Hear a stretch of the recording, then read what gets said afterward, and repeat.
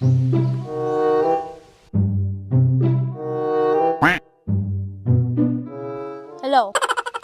Eh, sige na, sabihin mo. Kung anong dapat kong gawin para mapatawad mo. Palagi na lang, paulit-ulit na lang tayong ganon. Di ba? Palagi kang nagsasabi sa akin na magbabago ka na.